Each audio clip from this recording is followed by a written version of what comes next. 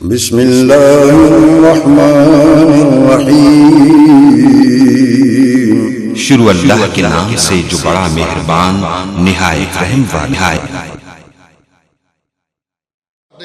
نعرہ تکبیر، شان مصطفیٰ، عظمت مصطفیٰ، محترم جناب ڈاکٹر مطیع اللہ باجوہ صاحب۔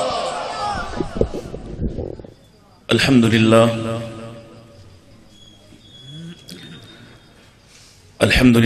نحمده ونستعینه ونستغفره ونعوذ باللہ من شرور انفسنا ومن سیئات اعمالنا، من يهده الله فلا مضل له ومن يضلله فلا هادي له، أشهد أن لا إله إلا الله وحده لا شريك له، وأشهد أن محمدا عبده ورسوله، أرسله الله بالحق بشيرا ونذيرا وداعيا إلى الله بإذنه وسراجا منيرا، اللهم صل على محمد وعلى آل محمد كما صليت على إبراهيم وعلى آل إبراهيم إنك حميد مجيد، اللهم بارك على محمد وعلى آل محمد كما باركت على إبراهيم وعلى آل إبراهيم إنك حميد مجيد، أعوذ بالله السميع العليم من الشيطان الرجيم، بسم الله الرحمن الرحيم،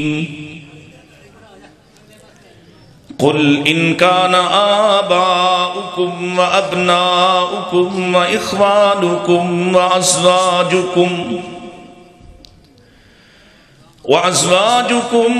وعشيرتكم وأموال اقترفتموها وتجارة تخشون كسادها ومساكن ترضونها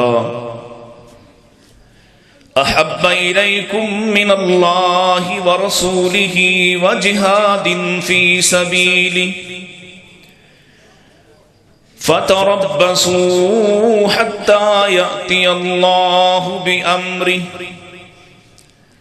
والله لا يهدي القوم الفاسقين، قال النبي صلى الله عليه وسلم أنا أول شافع ومشفع،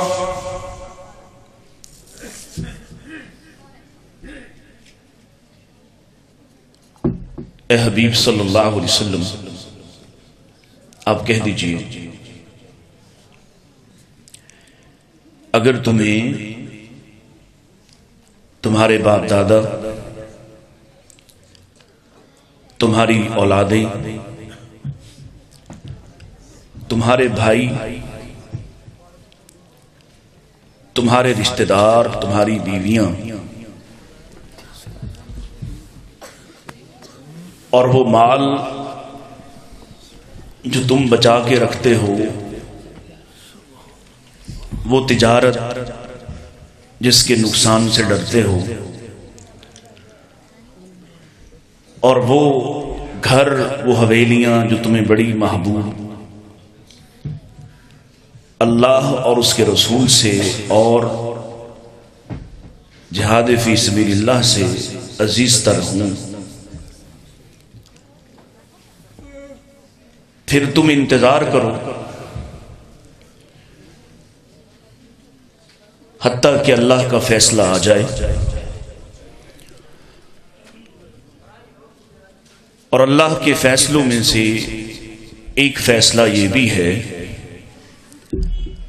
واللہ لا يهدي القوم الفاسقین، اللہ ہدایت کے دروازے فاسقوں پر بند کر دیتا ہے۔ نبی کریم صلی اللہ علیہ وآلہ وسلم نے ارشاد فرمایا، میں سب سے پہلا ہوں گا جو سفارش کروں گا، اور میں ہی پہلا ہوں گا جس کی سفارش کو قبول کیا جائے گا۔ حمد و ثنا درود و سلام کے بعد رات کا ایک بڑا حصہ گزر چکا ہے اور با مقصد آپ تشریف فرما ہیں۔ میری معزز ماؤں بہنوں سے گزارش ہوگی وہ بھی خاموشی سے کچھ دیر تشریف فرما رہیں۔ اتنی سردی برداشت کرنے کا اور کھلی فضا میں بیٹھنے کا کچھ فائدہ ہونا چاہیے۔ علماء موجود ہیں، میں بس مختصر سی دو چار باتیں کر کے اپنی بات کو سمیٹنے کی کوشش کرتا ہوں۔ اس ہمدردی، اس خیر خواہی کے ساتھ کہ کچھ نہ کچھ ایسی بات میں آپ تک پہنچا دوں جو یقیناً آپ نے پہلے بھی سنی ہوگی، کیونکہ نئی بات اب نازل نہیں ہو سکتی۔ جو نازل ہونا تھا اور جس کو ہم بیان کرنے کے پابند ہیں، اسے مکمل ہوئے بھی صدیاں بیت گئی ہیں اور اس میں کوئی نئی بات نکالی بھی نہیں جا سکتی۔ دنیا میں ہم رشتے نبھاتے ہیں اور ان رشتوں کو نبھاتے ہوئے بسا اوقات ہم تمام حدود کو بھی کراس کر جاتے ہیں، پار کر جاتے ہیں۔ ان حدود کا خیال نہیں رکھتے جو حدود اللہ نے ہم پر لازم کی ہیں۔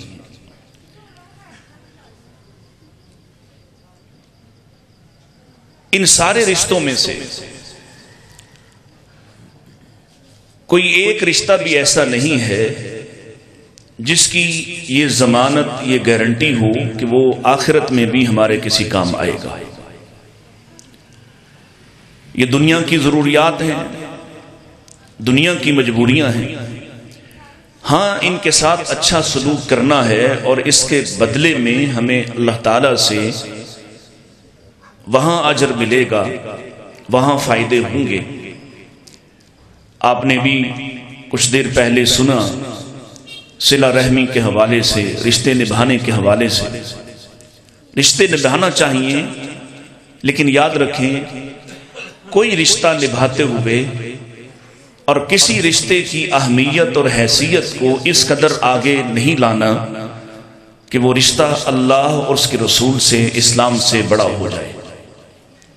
تمام رشتے نبھانا چاہیے، تمام رشتوں کی قدر کرنا چاہیے، ان کے ساتھ شفقت، محبت، نرمی کرنا چاہیے، ان کے ساتھ دنیا میں اچھے سے اچھا سلوک کرنا چاہیے۔ حتیٰ کہ اللہ تعالیٰ نے مشرکین والدین کے لیے کہا ہے کہ ان کے ساتھ بھی اچھا سلوک کرنا ہے، صرف ان کی یہ بات نہیں ماننا کہ اگر وہ شرک کی طرف تمہیں بلائیں تو شرک کی طرف نہیں جانا۔ وَصَاحِبْهُمَا فِي الدُّنْيَا مَعْرُوفًا، لیکن دنیا میں ان کے ساتھ اچھا سلوک کرنا ہے۔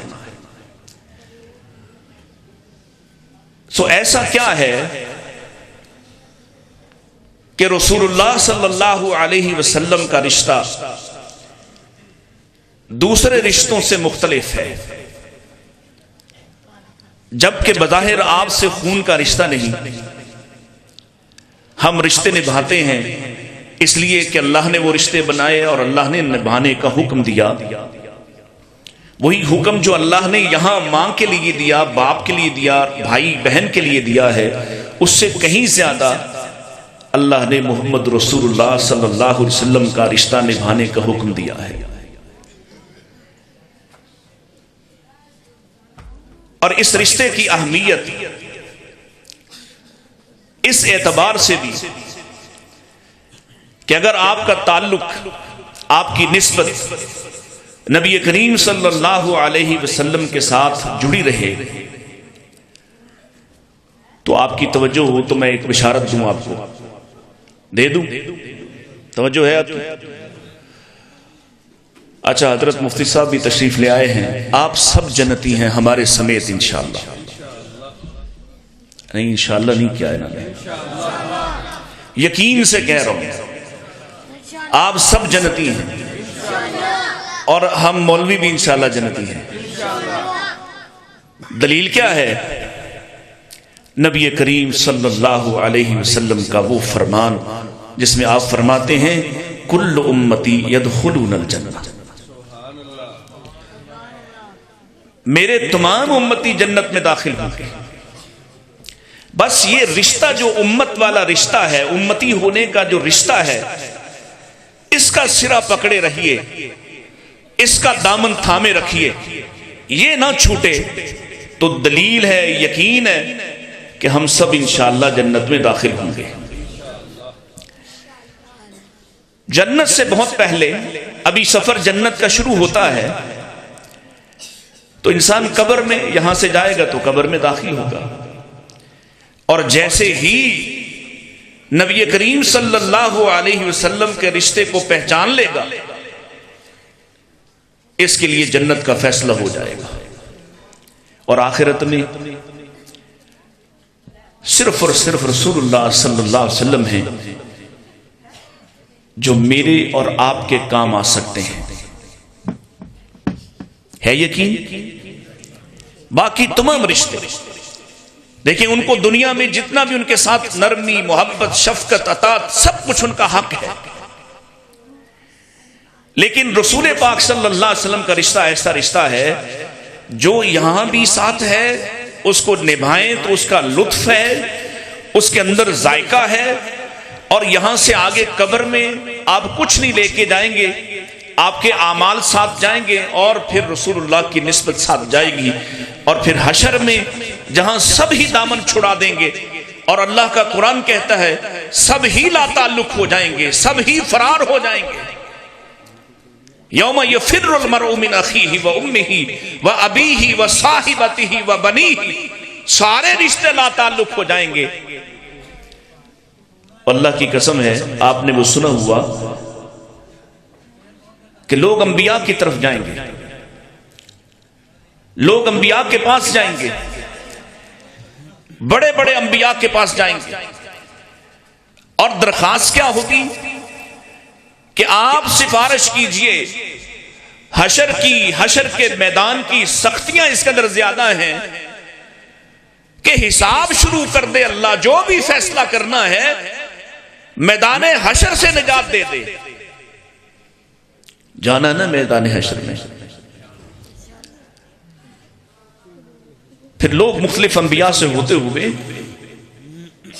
جناب عیسیٰ علیہ السلام کے پاس آئیں گے، اور ان لوگوں کے ساتھ انبیاء کی جماعت بھی ہے، اور عیسیٰ علیہ السلام سے جب کہا جائے گا کہ آپ سفارش کیجئے، آپ کلمت اللہ ہیں، روح اللہ ہیں، وہ پہلے فرد ہیں جو لوگوں کو ٹھیک جگہ پر لے کر جائیں گے۔ حضرت رسول اللہ صلی اللہ علیہ وسلم کے پاس اللہ کے رسول فرماتے ہیں کہ عیسیٰ انبیاء کی جماعت کو میرے پاس لائیں گے، اور میں اس وقت پل صراط پہ ہوں گا، اور مجھ سے کہا جائے گا، عیسیٰ علیہ السلام آ کے مجھ سے کہیں گے اے محمد صلی اللہ علیہ وسلم، یہ انبیاء کی جماعت ہے، ان کی امتیں ہیں، آپ چلیے، آپ اللہ سے سفارش کیجئے، میدان حشر سے نجات ملے، حساب کا معاملہ شروع کیا جائے۔ اور یہ آپ کی پہلی سفارش ہوگی جو تمام امتوں اور تمام لوگوں کے حق میں ہوگی، جس میں آپ نے فرمایا انا اول الشافعین و مشفعین۔ اس کی کیفیت آپ سنے ہوئی ہے آپ نے کہ آپ ایک طویل سجدہ کریں گے اور اللہ آپ سے کہے گا ارفع راسک یا محمد، اپنا سر اٹھائیے، سل تؤتا، مانگیے دیا جائے گا، اشفع تشفع، سفارش کیجئے سفارش قبول کی جائے گی، کل یسمع، آپ کہیے تو صحیح، آپ کی بات کو سنا جائے گا۔ یہ رسول پاک صلی اللہ علیہ وسلم ہوں گے۔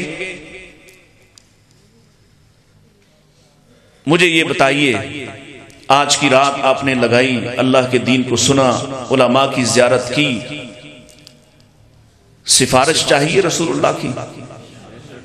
چاہیے؟ اچھا، جس کو چاہیے اس کو چاہیے کہ وہ رخ میری طرف کر لے۔ یہ جن کو چاہیے نا وہ چہرہ اپنا ذرا میری طرف کر لیں، یہ دیواریں چھوڑ کے اس طرف کو. علماء ادھر بیٹھے ہیں، دیکھیں کتنے خوبصورت علماء میرے پیچھے بیٹھے ہیں، سارے خاشع، ایک سے بڑھ کر ایک حسین ہے. ادھر دیکھیے میری طرف. سفارش چاہیے؟ میں سوال نہیں کرتا، وقت کم ہے، اور حافظ سیف الرحمان صاحب نے مجھے آتے ہوئے کہا کہ اسی سپیڈ سے جانا ہے جیسی سپیڈ سے پہلے گئے ہیں. ہم سب چاہتے ہیں کہ ہمیں سفارش ملے، چاہتے ہیں نا، اور ہمارا خیال ہے کہ ہمیں مل جائے گی.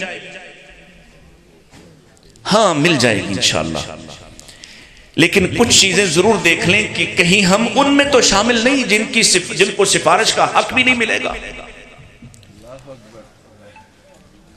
کیا ہم سفارش کی اس حیثیت کو جو اللہ کے نبی کو اتنی بڑی، کتنی بڑی ہے، توجہ میری طرف ذرا، یہ کتنا بڑا حق ہے. اللہ کے رسول صلی اللہ علیہ وسلم سے ایک صحابی آ کے کہتا ہے یا رسول اللہ صلی اللہ، میں نہیں کہتا لیکن آپ ساتھ کہہ دیں کہ آپ، میں شور نہیں کرواؤں گا، وہ تو پنجابی خطبہ کے خاصہ ہے، وہ آپ کو بلوا لیتے ہیں، آپ خود ہی بولیے میری تقریب میں صلی اللہ علیہ وسلم. صحابی آ کے کہتا ہے یا رسول اللہ، اللہ کے نبی حضرت سلیمان کو اللہ نے ملک عطا کیا، حکمرانی عطا کی. الا تسأل ربک ملکا کملک سلیمان، آپ کیوں نہیں اللہ سے سلیمان جیسی بادشاہت مانگ لیتے؟ یہ اتنی مشکلات کا زمانہ ہے. اور اللہ کے رسول فرماتے ہیں اے میرے صحابی، ہو سکتا ہے کہ مجھے اللہ نے سلیمان کی بادشاہت سے بڑی چیز عطا کی، مجھے اللہ نے سلیمان کی بادشاہ سے بڑی چیز عطا کی.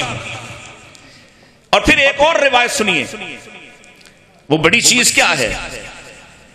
فرمایا اللہ نے مجھے اختیار دیا ہے کہ میں زمین کے خزانے لے لوں یا شفاعت کا حق لے لوں.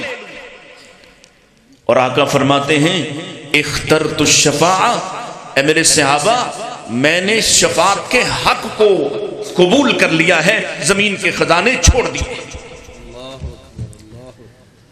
وہ جو زمین کے خزانوں سے بڑی چیز ہے، وہ جو سلیمان کی بادشاہت سے بڑی چیز ہے، وہ جو بڑا حق ہے، کتنا بڑا حق کہ اللہ نے پیارے نبی علیہ السلام کو ایک موقع پر یہاں تک ارشاد فرمایا سنرضیک فی امتک، ہم آپ کو آپ کی امت کے حق میں راضی کر دیں گے، آپ کو خوش کر دیں گے. اور قرآن اس کی شہادت دیتا والا سوف یعطیک ربک فترضی، آپ کو راضی کر دیں گے، آپ کی مرضی کا فیصلہ ہوگا. تو پھر پوچھنے والے نے پوچھا، اور آپ کے دل میں بھی سوال آنا چاہیے تھا، بھئی حق ملے گا کس کو؟ میں تو سمجھے بیٹھا ہوں کہ مجھے تو مل ہی جائے گا، میں اہل سنت ہوں، میں اہل حدیث ہوں، میں کچھ بھی کروں مجھے حق مل جائے گا. پوچھنے والے نے پوچھا آپ سے، میں نے سیدھا بالکل گفتگو شروع کر دی ہے، مخصوص اسی پر بات کر کے اپنی بات کو مکمل کرنے لگا ہوں. پوچھنے والے نے پوچھا من اسعد الناس بشفاعتک یا رسول اللہ، اللہ کے رسول آپ کی شفاعت کے حقدار کون سے خوش نصیب لوگ ہوں گے؟ میرے آقا فرماتے ہیں اسعد الناس بشفاعتی، میری شفاعت کو حاصل کر لینے والے خوش نصیب وہ لوگ ہیں من قال لا الہ الا اللہ خالصا من قلبی، جو اخلاص سے دل سے، خلوص سے دل سے، خالص دل سے، سچے دل سے اللہ کی وحدانیت کو قبول کرنے والے ہوئے.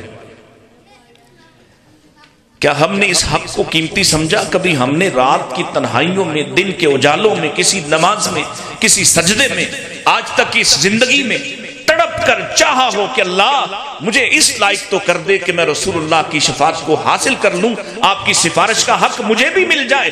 کیوں؟ میرے تو اعمال ہی اس قدر گئے گزرے ہیں، اگر میرے اعمال پر فیصلہ ہوا تو میں کہاں بچ سکوں گا؟ اچھا یہ بھی سن لیجئے، شفاعت کا حق کچھ لوگوں کو جہنم سے ادھر ادھر مل جائے گا، پیچھے پیچھے. یہ فیصلہ آپ نے کرنا ہے کہ آپ کو شفاعت کا حق کہاں چاہیے. اور بہت بڑی تعداد ایسی ہوگی جو جہنم چلی جائے گی.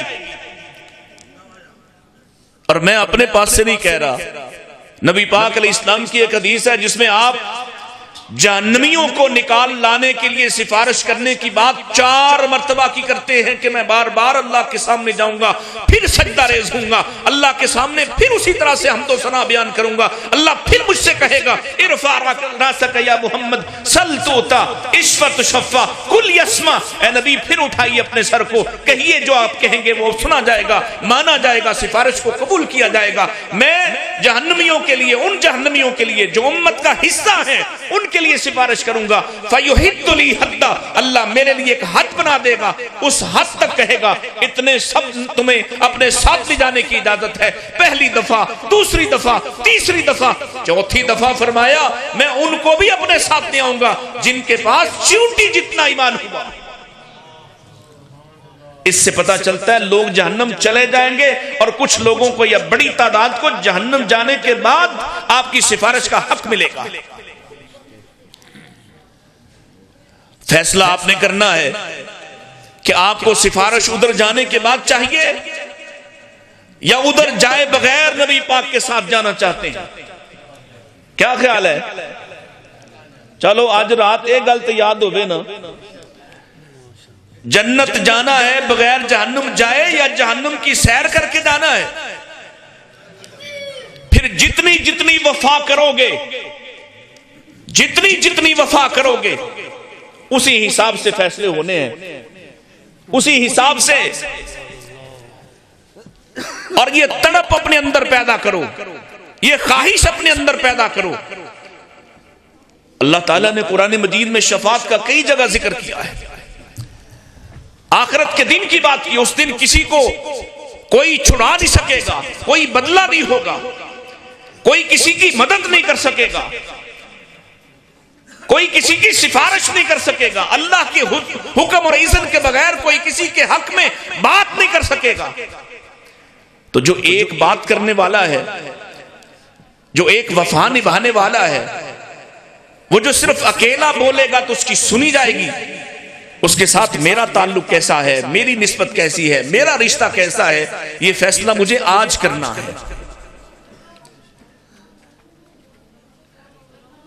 ایک طرف وہ صحابہ ہیں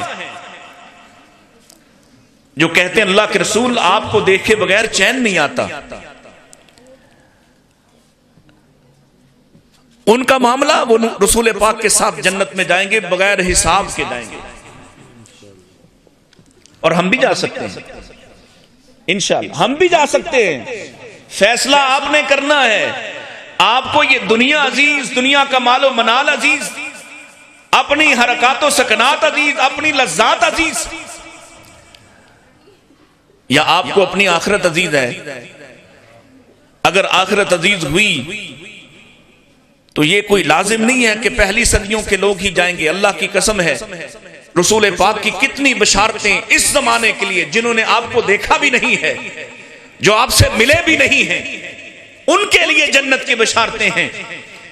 بلکہ ایک روایت میں فَطُوبَى 7 مرات لمن لم یرانی وآمن بی، ان کے لیے 7 مرتبہ جنت کی بشارت میرے مصطفیٰ دے کر گئے، جنہوں نے کہا مجھے دیکھا بھی نہیں اور پھر بھی مجھے مانتے ہیں. میرے بھائی یہ تبھی ممکن ہے جب آپ آج فیصلہ کریں. آج ایک روایت سنا کے اپنی بات مکمل کرتا ہوں. یہ ایک صحابی ہیں جن کا نام انس بن مالک ہے. کہیے سب ذرا. یہی روایت میں نے مکمل کرنا ہے، بس آپ کی چند گھڑیاں اور ہیں. سیدنا انس رضی اللہ تعالی عنہ. کون ہے انس؟ یہ رسول پاک صلی اللہ علیہ وسلم کے خادم ہیں، آزاد ہیں، آزاد ماں باپ کی اولاد ہیں. رسول پاک صلی اللہ علیہ وسلم کی رشتے میں خالہ لگتی ہیں، ان کے بیٹے ہیں. جب آپ مدینہ تشریف لے گئے تو ظاہر اپنا سب کچھ تو مکہ چھوڑ گئے تھے، لہذا مدینے والے آپ کے پاس مختلف تحائف لاتے ہیں، مختلف چیزیں آپ کو لا کر دیتے ہیں، پھل لے کے آتے ہیں، اجناس لے کے آتے ہیں۔ تو انس کی ماں سیدہ ام سلیم آپ کو لائی ہیں، انس کو لائی ہیں، 8-10 سال کے بچے کو لائی ہیں۔ اللہ کے رسول علیہ السلام میرے پاس کچھ نہیں، اور شوہر چھوڑ کر چلا گیا ہے، مال میرے پاس ہے نہیں، میرے پاس کل کائنات یہ میرا بیٹا ہے، یہ آج کے بعد آپ کی خدمت میں رہے۔ اور سیدنا انس نے 10 سال نبی پاک کی خدمت کی، وہ انس جس کو میرے مصطفیٰ نے 10 سال میں کبھی ڈانٹا بھی نہیں ہے، اتنا محبوب صحابی انس نبی پاک کے شاگرد ہیں، اور انس یقیناً صحابہ میں شامل ہیں، اور ان صحابہ میں شامل جن کو اللہ کے نبی نے دعائیں دی، برکت کی دعائیں دی۔ انس ان میں بھی شامل جن کو اللہ نے رضی اللہ عن المؤمنین کہا، انس ان میں بھی شامل جن کو اللہ نے وعدے دیے وَكُلًّا وَعَدَ اللَّهُ الْحُسْنَى، کہ سب کے ساتھ جنت کا وعدہ ہے۔ انس ان میں بھی شامل کہ میرے آقا فرماتے ہیں جو میری ایک حدیث کو میری ایک بات کو سنتا ہے، یاد کرتا ہے، سینے میں جمع کرتا ہے، آگے سناتا ہے، آگے پہنچاتا ہے، اللہ اس کے چہرے کو شاداب کر دے، گویا اسے جنت والا کر دے۔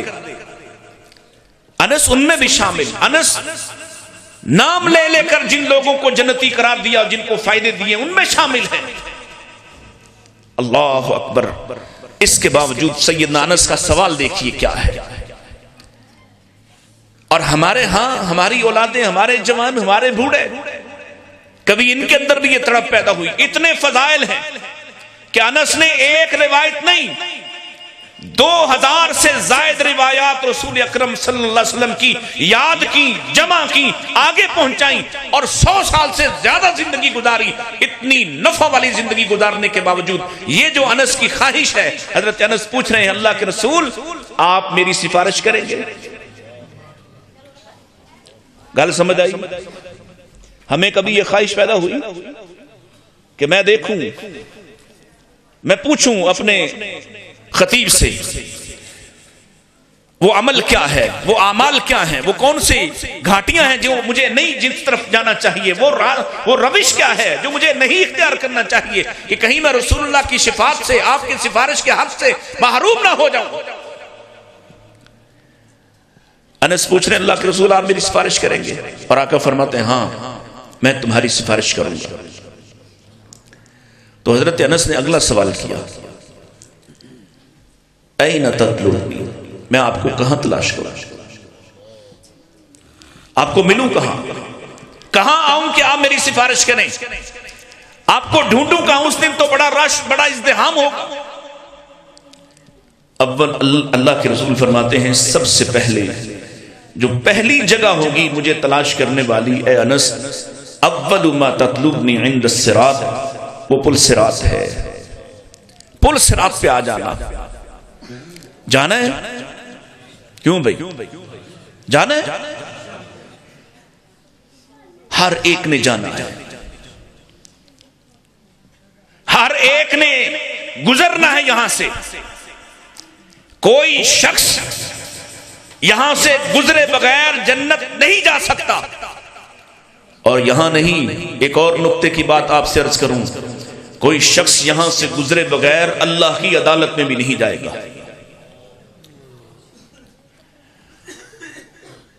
یہاں سے بچا تو پھر حساب ہے، یہاں سے نہ بچا تو حساب بھی کوئی نہیں، سیدھا بغیر حساب کے ادھر جانا ہے۔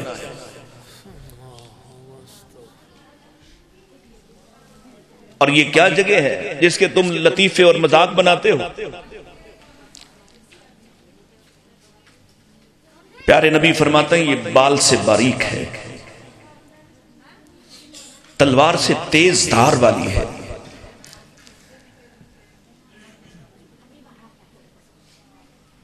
اس پر بڑے بڑے آنکڑے ہیں، کانٹے ہیں۔ کیسے؟ مثال دی سعدان بوٹی کی طرح کے، درختوں کی طرح کے کانٹے۔ یہاں سے گزرنا پڑے گا، یہ اندھیرے میں ڈوبا ہوا ہے، یہ جہنم کے بطن پہ، اس کے پیٹ پر ہے، کھلی جگہ پہ ہے، نیچے سے جہنم کی لپٹیں، جہنم دکھائی دے رہا ہے. اللہ اکبر. اور گزرنے والا اس کے اوپر سے گزرے گا کیسے؟ دوسرا فرمان یمرون کالبرق،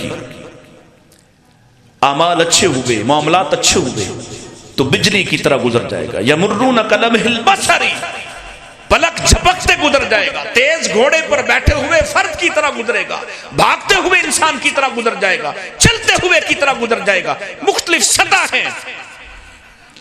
اور کچھ وہ ہوں گے جو گر پڑ رہے ہیں، کبھی ادھر گرتے ہیں، کبھی ادھر گرتے ہیں، کبھی اس کانٹے میں الجھتے ہیں، کبھی اس کانٹے میں الجھتے ہیں. کبھی ہاتھ اوپر ہے پورا جسم نیچے، کبھی پاؤں اوپر ہے پورا جسم نیچے.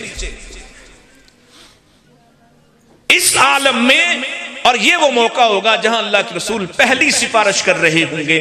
جو خوش نصیب ہوں گے ان کے لیے آپ فرما رہے ہوں گے رب سلم رب سلم. اللہ میرا ہے، وفادار تھا، یہ کوتاہیاں ضرور تھی، خطاکار ضرور تھا، لیکن اللہ میرا تھا، اس کو چھوڑ دے، اس کو سلامتی دے دے. اور اس کو سلامتی دے کر پار کر دیا جائے گا. یہاں دو لوگ یہاں سے پار نہیں جا سکیں گے. توجہ ہے، صرف دو لوگ. کون؟ سفارش ان کو ملے گی جن کو جو شرک نہیں کرتے، وہ پہلے بات ہو چکی. لیکن شرک کے بعد بھی دو گھاٹیاں ہیں.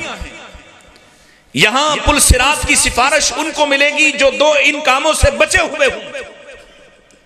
اور وہ کیا ہے؟ کہا یہ جب گر پڑ کر گزر رہا ہوگا تو عرش والا یرسل الرحم والامانہ، مالک کائنات امانت داری کو اور رشتہ داری کو آزاد کر دے گا. جاؤ، اگر تمہارے ساتھ خیر کا تعلق تھا، اگر تمہارے ساتھ نبھا اچھا تھا، اگر رشتہ داری اچھی نبھاتا تھا، اگر امانت دار تھا، تو جاؤ اس کو سہارا دے کر پار کروا دو. اور اگر بہنوں کو گالیاں دیتا تھا، بھائیوں کو دھکے دیتا تھا، چچاؤں سے ناراض، ماموں سے ناراض، رشتہ داروں سے قطع تعلق کرنے والا، دنیا کے لیے اذیت بننے والا، اگر لوگوں کا مال ہڑپ کرتا تھا، اپنی ذمہ داریاں ٹھیک نہیں نبھاتا تھا، تو جاؤ اس کے سامنے دیوار بنا دو. آج گزر نہ سکے یہاں سے. دو چیزوں کا خیال کرنا شروع کیجئے. جب توحید کا دعویٰ کرتے ہیں تو اس کے بعد امانت داری لوگوں کے معاملات میں، اور دوسرا رشتہ داری، ان دونوں کو خاص جانیے کہ یہ دو کام ٹھیک ہوئے تو پھر یہاں سے سفارش ملے گی. حضرت انس کہتے ہیں یا رسول اللہ یہاں آپ نہ ملیں تو پھر کہاں جاؤں، پھر کہاں ڈھونڈوں؟ فرمایا ثم تطلبنی عند المیزان، پھر میزان پہ آ جانا، میں میزان پہ ہوں گا، وہاں ضرورت پڑے گی میری. کن کو پڑے گی ضرورت؟ یہاں بھی دو چیزیں ہیں، دو کام ٹھیک کرنے ہیں. اعمال یہاں گنے بھی جائیں گے اور تولے بھی جائیں گے. گنے اس کے جائیں گے جس کے سنت پر ہوئے، جس کے اپنی مرضی کا طریقہ، جس کے سنت پر ہوئے اس کے شمار کیے جائیں گے، اور جس کے سنت پر نہ ہوئے فلا نقیم لہم یوم القیامت وزنا، اس کے لیے میزان لگانے کی ضرورت نہیں ہے. یہ ردی کا ٹوکرا ہے. وقد خاب من دساہا، یہ کوڑے دان میں پھینک دیے جائیں گے. اس کو کوئی اس کے وزن کرنے کی ضرورت ہی نہیں. اور دوسرا جن کا وزن ہوگا ان میں وزن کیسے ہوگا؟ کیسے کوئی عمل وزنی ہوتا ہے؟ بڑا ہونے کی وجہ سے، زیادہ ہونے کی وجہ سے. اللہ کے نبی تو فرما گئے اللہ کو وہ اعمال زیادہ پسند، زیادہ محبوب. وَإِن قَلَّ، اگرچہ وہ تھوڑے ہوں. کون سے؟ أَدْوَبُهَا، جو مستقل کیے جاتے ہیں، چھوٹا سا عمل ہو، وزن کیسے آئے گا؟ اگر بڑے ہونے کے اعتبار سے آتا تو پھر تو شہید کو زیادہ ملنا ہے، لیکن ہم تو اس حدیث کو جانتے ہیں جس میں فرمایا کہ سب سے پہلے جن لوگوں کو جہنم میں پھینکا جائے گا، اور یہ ظاہر ایمان والے ہوں گے، بے ایمان تو پہلے ہی جہنم میں جا چکے ہیں، یہ ان ایمان والوں میں سے کی بات ہو رہی ہے۔ یہ کون ہے؟ عالم دین ہے، مال خرچ کرنے والا سخی ہے، اور اللہ کے راستے میں جان دینے والا شہید ہے۔ چوٹی کے 3 کام ہیں، لیکن اخلاص نہیں، اللہ کی رضا جوئی نہیں، لہذا آج اتنے بڑے اعمال کا بھی کوئی مول نہیں ہے، اٹھا کر ردی کی ٹوکری میں پھینک دیا جائے گا۔ گویا میزان پر جس کے عمل سنت کے مطابق ہوئے اور اخلاص والے ہوئے، اگر پھر بھی عمل اس کے گناہوں کے مقابلے میں کم نکلے، محمد رسول اللہ کی سفارش مل جائے گی۔ اور آخری حصہ، حضرت انس پوچھتے ہیں یا رسول اللہ صلی اللہ علیہ وسلم، آپ یہاں بھی نہ ملیں تو کوئی ایسی جگہ بتائیں جہاں ہر صورت آپ سے ملاقات ہوگی۔ فرمایا ثم تطلبنی عند الحوض، اے انس پھر حوض پہ آ جانا۔ کہاں آ جانا؟ حوض پہ آ جانا۔ لیکن حوض پہ بھی وہی کامیاب ہوں گے جن سے ایک غلطی نہ ہوئی۔ تو یہ سارے مرحلے پاس کرنے والے، ایک غلطی وہاں بھی موجود، اگر اس غلطی سے پاک اعمال ہوئے تو کامیاب ہو جائے گا۔ اور جس کو حوض کا پانی میسر آ گیا، جس کو کوثر کا جام مل گیا، علماء تشریف فرما ہے اس کی پیاس بھی مٹ گئی اور اس کے جنت بھی لازم ہو گئی، کیونکہ حوض کا پانی ملے گا ہی اس کو جس کو جنت جانا ہے۔ یہاں کیا ہے؟ فرمایا ایک جماعت میرے سامنے، آپ نے سنی ہوئی ہے روایت، ایک جماعت میرے سامنے لائی جائے گی، ان کے اعضاء وضو کے اعضاء چمک رہے ہیں، میں جیسے دوسری جماعتوں کا استقبال کر رہا ان کا بھی استقبال کرنے کی کوشش کروں گا، میرے اور ان کے درمیان ایک دیوار بنا دی جائے گی، یا دوسری روایت کے الفاظ کے مطابق سیدنا جبریل میرے اور ان کے درمیان کھڑے ہو جائیں گے، اور میں کہوں گا کہ یہ تو میرے لوگ ہیں، ان کے اعضاء وضو چمک رہے ہیں، اور مجھے کہا جائے گا آپ نہیں جانتے یہ وہ بدبخت ہیں جو پاکستان کی گلیوں میں اپنی مرضی کا دین بنائے ہوئے پھرتے تھے، آپ کے لائے ہوئے دین پر، آپ کے پہنچائے ہوئے دین پر اطمینان کا اظہار نہیں کرتے تھے، بلکہ ہر مسجد نے اپنا دین بنایا، ہر مولوی نے اپنا دین بنایا، ہر پیر و مرشد نے اپنی مرضی کا دین بنایا۔ یہ وہ بدبخت ٹولہ ہے جو آپ کے دین پر اطمینان کا اظہار کرنے والا نہیں تھا، اپنی مرضی کے راستے بنانے والے تھا، اپنی مرضی کی بدعات اور خرافات بنایا کرتا تھا۔ آج آپ کے سامنے بظاہر ان کے اعداد چمک رہے ہیں، لیکن ان کے ذمے یہ جرم اتنا بڑا ہے کہ اللہ کے رسول وہاں جہاں رحمت بانٹیں گے، جہاں پانی بانٹیں گے، جہاں شفقتیں لٹائیں گے، جہاں سفارشیں کریں گے، وہاں آپ فرما رہے ہیں میں کہوں گا سحقن لمن غیرہ، جنہوں نے میرے بعد میرے دین میں راستے بنائے، میرے دین کو تبدیل کر دیا، ان کو لے جاؤ، ان کو پھینک دو جہنم کے اندر۔ سفارش چاہیے، پہلے تو تڑپ پیدا کیجئے، اپنی دعاؤں میں مانگا کیجئے، اور پھر ان کاموں سے جو راستہ آپ کو بتایا ہے نبی پاک کی سنت اور آپ کی حدیث اور آپ کے فرمان کے مطابق، ان چیزوں سے بچنے کی کوشش کیجئے۔ وآخر دعوانا ان الحمدللہ رب العالمین۔